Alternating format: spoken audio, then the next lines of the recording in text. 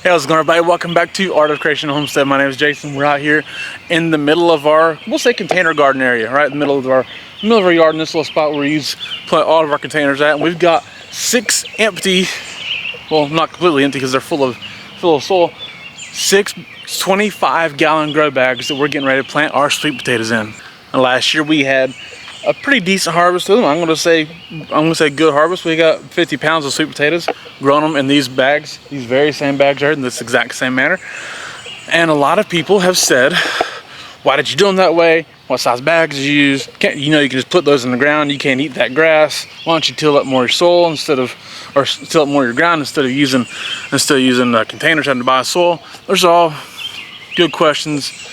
Let me explain to you the how and the why that we're doing these sweet potatoes this way. Honestly, we know we can till up some ground. It's okay. We've put sweet potatoes in the garden before. They didn't do well because something came along and ate them. We've got a vole here, okay? Vole's a little tunneling critter that eats roots. Well, sweet potatoes are root. So we've had problems with regular potatoes and sweet potatoes in the in-ground garden over here. And we've had trouble with sweet potatoes in this. There's a raised bed back here against the fence. We grew sweet potatoes in there one year and we went to harvest them. They looked great, wonderful. We were gonna get some really nice sweet potatoes and they were eaten. Something had tunneled up underneath and ate our sweet potatoes. So we had a really nice, it was a Mirasake, was the variety we were growing at the time. It was really good sweet potato and it probably would have been our best sweet potato ever at that point.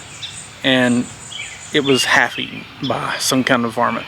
So there's reasons for us personally. And also we don't till more ground here because if or when we sell this property, I want it to be somewhat not customized. To be honest with you, we don't plan on being here forever.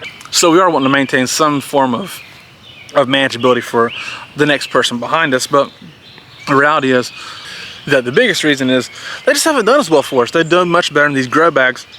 And we've bought the soil one time. We haven't had to buy extra soil for it again because we reuse that soil. We make more soil through our compost and our chicken bedding and whatnot. So we haven't really needed to buy more soil for it. So it's been a one-time investment. So when it comes down to planting those sweet potatoes, this is what we do first, okay? When we order our sweet potatoes online, our sweet potato slips online, that is. And from a place called Steel Plant Company in Tennessee. They do a great job. These are Covington sweet potatoes. They're a little different because they're trademarked by the North Carolina State University. And so they're a little different price because of that. But it's a really, really, really good sweet potato. Now, if you're buying sweet potato slips online, the first thing you need to do, honestly, if you're not going to plant them right away and get them and water the heck out of them, which I still recommend doing this way, put them in some water. These are just some plain plastic cups. A little bit of water down in there, okay? You put them in there, let them grow roots and liven up because they don't come this lively, all right? They're a little dry and wilty typically when you get them. Put them in some water, let them liven up and grow some roots. And after you get them livened up, you can wait. It can be 2 or 3 days till they liven up truly enough, but you can wait 5, 6 days, whatever, until you get a good chance to plant them or whatever. Don't wait too long, but it ain't gonna hurt anything to wait 5 or 6 days, okay? Now you see here we got all of our bags filled up. All the way to the top. The dirt's gonna settle some, soil, whatever you wanna call it. It's gonna settle some, okay? We do fill these with a good potting mix. I say good potting mix, but like if you're buying soil, make sure you got a good potting mix, okay? If you're reusing soil, make sure it's a good potting mix at least, okay? We do mix compost and other soil in with it because we know that the potting soil there is loose and light, and so you can mix some compost, some homemade compost, and some other just random soils that we've accumulated over time. But it's mostly potting mix, which is in there. Basically, mix potting mix in with our compost, and mix that compost and potting mix mixture in with more potting mix, kinda. I mean, either way, make sure it's a good light soil that won't compact. Okay, compaction in container gardening is a big problem, and it happens because people aren't using the right soil. Make sure it's a good potting mix or just a good light mix. Okay. Then of course we have our fertilizers. We're going to use a little bit of blood meal, a little bit more bone meal, which is what this is right here, bone meal. This is a brand you can get at Tractor Supply pretty easily. And then this is our kelp meal. We get this from New Country Organics, okay? Nitrogen, phosphorus, potassium, right? That's the NPK, the 3 digits that you see on the fertilizers. This is NPK, all right? Now with root crops, I say this all the time, but I'm going to say this again in case you don't hear me all the time, because maybe you don't watch every video and that's okay. But you do need nitrogen. That's fine. It grows the plants. It gives energy to grow. That's needed, absolutely. But you need twice as much phosphorus and potassium as you do nitrogen, okay? That's just reality. Phosphorus and potassium grow roots and transfer carbohydrates from the soil to the plant, and literally you're growing a carbohydrated root with a potato, okay? With all root crops, essentially. Potatoes, sweet potatoes, carrots, beets, any kind of root vegetable is a carbohydrate or has a sugar quality and needs that transfer and needs to be able to grow strong roots, okay? That's just reality. So we just season with our heart. Sprinkle some blood meal, all right? Across all of it. Once you get those done, you sprinkle your bone meal, all right? And again, a little heavier dusting of bone meal because you need a little bit more. And don't give them a good dose of potassium. This is the kelp meal, all right? Good bit.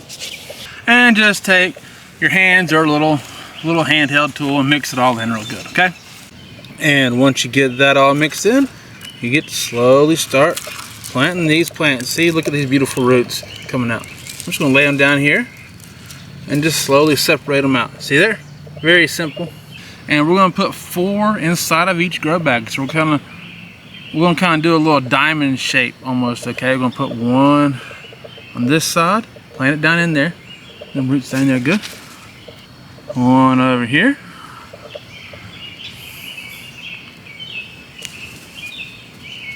One down this way. And 1 on this side. So it's kind of like a little diamond shape, okay? Just like that. And you want to get in there and get them watered very, very well. Today's a pretty warm day. I need to make sure to get them watered extraordinarily well, super deep. And honestly, keep them nice and moist, especially until they start to really grow and take off a little more. You'll be able to see what that is. But also, sweet potatoes just need water. Regular potatoes and sweet potatoes, they just need to stay not dry, not like sopping wet. Sopping, that's a southern word, okay? Sopping, I don't know if you know that or not. But they do need to be moist, okay? Make sure they're given an environment to grow and thrive and be healthy, okay? And produce good roots. And yes, I'm very well aware that we could have made our own sweet potato slips off of last year's sweet potatoes, okay? We just don't. We've never tried it before and we just don't, okay? And no, you don't plant a whole sweet potato. If you plant a whole sweet potato in the ground, you're going to get about 20 to 30 or more plants coming off that sweet potato, okay? That's too many. So don't plant a whole potato, plant these slips, okay? That's it, very simple way to grow sweet potatoes. Not hard to plant, not hard to do at all.